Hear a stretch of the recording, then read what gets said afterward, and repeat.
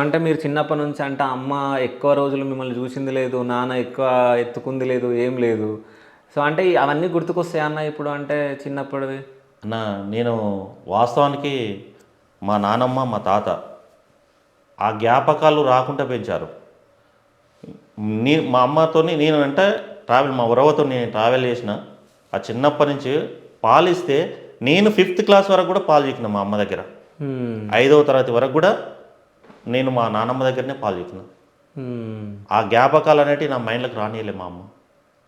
So అట్లా చూసుకుంది నానమ్మ. అట్లా చూసుకుంది. కానీ ఏదో ఒక రోజు సమస్య వచ్చి స్కూల్ పోయిన కారణం లేకపోతే నలుగురిలో ఆడుకునే కారణం గుర్తుకొస్తే ఏడుపు వచ్చేది. ఏంటిది పరిస్థితి ఏంటిది అని చెప్పేసి నేను 10th వరకు ఏడిచిన రోజులు ఉన్నాయి. 10th అయిపోయిన తర్వాత 10వ తరగతి అయిపోయిన తర్వాత ఏడిచిన రోజులు లేవు. మా నాన్న కడుపులో పుట్టడమే గొప్ప, నేను మా అమ్మ నాన్న కడుపులో పుట్టడమే గొప్ప. ఇక్కడ వాళ్ళు నాకు ఏమి ఇచ్చలేదు. మాకు అంటూ ఆస్తులు ఏమి లేవన్నా. మా అమ్మ నాన్న మా తాతలు సంపాదించిన ఆస్తే మనిషికి 2 ఎకరాల భూమి వచ్చింది. గదే భూమిని పట్టుకొని ఉంటున్నాం అన్న మేము. ఓకే. అంటే ఎప్పుడైనా గుర్తుకొస్తూ ఉంటారా అమ్మ నాన్న? వస్తారన్న కంపల్సరీ. కన్నా తల్లిదండ్రులు కదా అన్న, కంపల్సరీ వస్తారు. నాకంటూ ఎవరు లేరు కదా.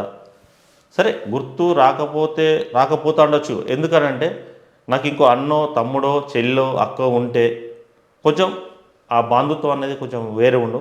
కాకపోతే ఆ బాంధుత్వాలలో కూడా ఒక్కొక్కసారి అనిపిస్తుంది అన్నట్టు, అరే నాకు కూడా ఉంటే అయిపోవు కదా, మా అమ్మున్నా అయిపోవు కదా నాకు అని ఎన్నోసార్లు ఎన్నో రోజులు ఏడిచిన రోజులు ఉన్నాయి అన్న.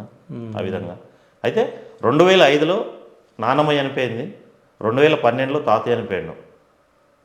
నానమ్మ ఎప్పుడైతే చనిపోయిందో ఆ రోజు నాకు తెలిసింది అన్నట్టు, నా అమ్మ చనిపోయింది, నా కన్న తల్లి ఆ రోజు చనిపోయింది. ఓకే. 2 బాధలు కనబడ్డాయి ఆ రోజు. చాదిన తల్లి పోయింది, కన్న తల్లి చనిపోయింది. నా పరిస్థితి ఏందని ఆ రోజు బాగా ఏడిచినాను నేను.